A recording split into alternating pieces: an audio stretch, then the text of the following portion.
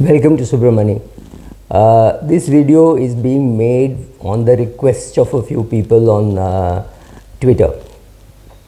What should you do now with the new government? The government is being sworn in a day or two, maybe tomorrow, which is a Saturday, maybe 8 p.m. I'm not very sure. But let us look at what is going to continue. Whoever is the coalition partner, I mean the two Babus we know, Chandrababu Naidu and Nitish Babu, are definitely the bigger pillars of it, but there are many small players also. Knowing Amit Shah and Narendra Modi, they will woo a lot of the others and maybe some part of the India alliance also, asking them to join the government. It obviously won't be the biggies like Mamta, but there would be some small guys maybe willing to look this side. I'm not sure, and it's not a political video. I'm not analyzing what happened, etc. Let us look at what will continue. Whoever it is as a coalition partner, defense will continue, foreign affairs will continue, the emphasis on infrastructure growth will continue. I am sure Narendra Modi at this stage of his life, with the last few years left, will not allow loot of the country the way UPA allowed and said, oh, this is part of coalition dharma. We are going to see a very different coalition. Please remember, this is not a political party which has got 150 seats and running a big coalition. They have got very close to 272 seats. So will they, if they are able to pull two parties with 10 people each, it will mean they will not have to worry too much about what demands both these people make. The good chance that they will say, okay, here is some money for Bihar and here is some money for Andhra, go and run your state. Possible. I'm not getting into all that, but I'm very clear certain things may not happen. The UCC may not happen. The CAA is already done, right? It is the CAB. It's the bill. It is already effective. Some people have already been given citizenship. So it is just an accelerating process. It does not really matter too much.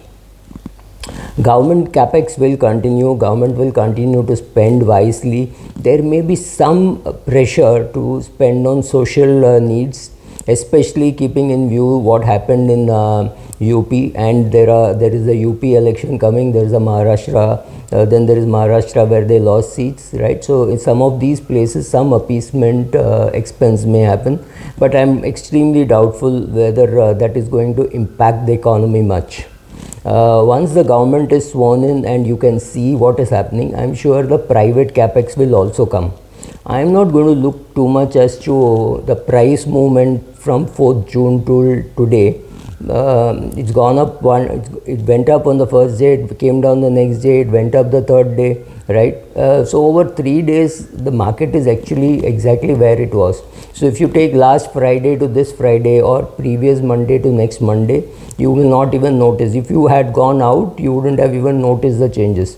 Of course, small cap, the hit was larger. There was some 5%, 6% fall. A lot of it has recovered also. So what is likely to happen? Some small changes here and there. IT will continue to do well. Some FMCG buying has happened. Maybe people want to be a little more defensive. Maybe some FMCG buying will happen. Pharma seems to be in good shape. Your big capex companies have already given you a huge run up, so some profit taking could come there. PSU shares had gone up dramatically. I mean, let's face it, 25 rupees BHEL becomes 325. At some stage, obviously, there will be profit taking. So, State Bank of India 150 to 1000. I mean, I take any, I think 70 to 160 for Indian Oil. I mean, Indian Oil used to be a good dividend yield share at 70. At 160, maybe some profit taking has to happen, right?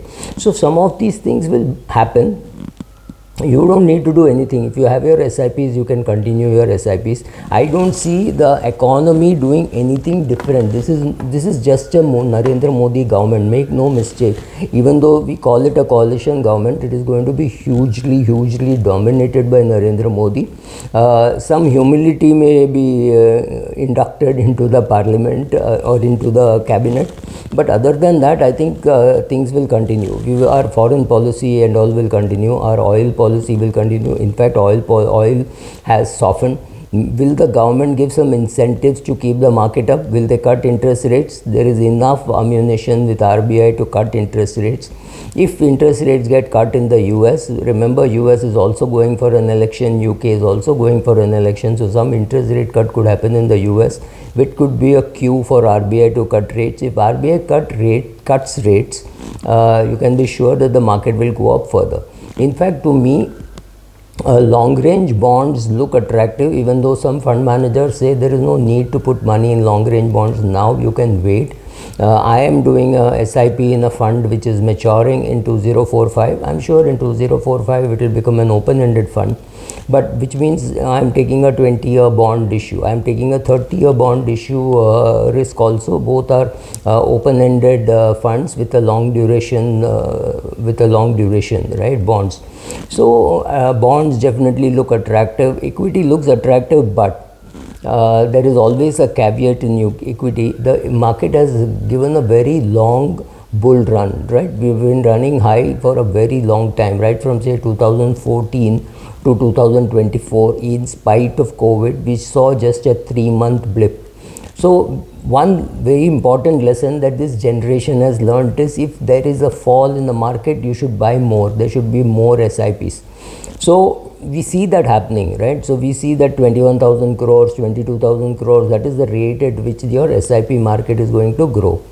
With all that happening, AIFs growing at 30%, PMS growing at 30%, right? So all that money is coming into the market. The ULIPs are growing, which means again money coming into equity market. Government money is coming in, your EPFO money is coming in. So I can't even see how the market can go down too much. There will be enough buying. So I don't see any need to be pessimistic.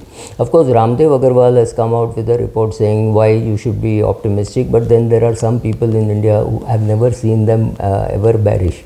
Rakesh Jhunjhunwala used to be one of them, Ramdev Agarwal, Ruchir Sharma, right, Damani, Ramesh Damani, right, all these people have always been perma bulls. So I wouldn't just take them at full face value, but largely the mutual fund industry will talk up the market. All the CIOs will come and say, oh, the fall in the market, especially in small cap, has made the small cap more attractive.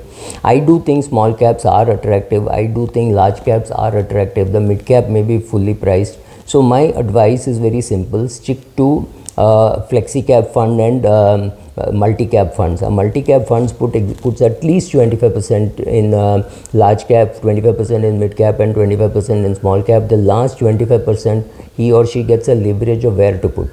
In a flexi cap, the fund manager takes a call whether you should be in large cap, mid cap or small cap. Largely, most flexi cap funds in India are large cap funds masquerading as flexi cap funds. So these are the options which are looking better, and because of taxation, maybe some kind of a balance advantage fund, so that you can put money in equity and debt. And right now, I think debt looks as attractive, if not more attractive than equity. There is definitely going to be capital appreciation there, maybe after a year or two, and during that period, accumulating will not be expensive. I don't expect interest rates to go up come what may. So there is a very unlikely chance of a depreciation in your portfolio. So an SIP into a fund like that, which I have been doing for the last 3-4 years, is giving me very good returns. So of course we are expecting capital appreciation, no clue when it will happen, but interest rate changes could be in the offing. The sharp correction of June 4th, I wouldn't call it a sharp correction because a very quick recovery was also made. So I don't think that is a great excuse for you to invest more. But if you are investing, continue your SIP. If you are looking at specific shares to buy, then be careful, because I think PSUs have had their run. nothing great can happen from here, though it could go up. The cheapness of the earning in PSU companies is perhaps over. It can't go up as cheaply as what it has already done. So be careful, don't over allocate to any particular sector. You don't have to put money in the manufacturing fund or in the BFSI fund or anything. Let the fund manager decide. So I think decent mixture of flexi and multi-cap should work for you going forward. Once the cabinet is formed, there will be more certainty about what is happening. But right now, this is what I think. In case there is a change, of course, I will make another video. Thank you.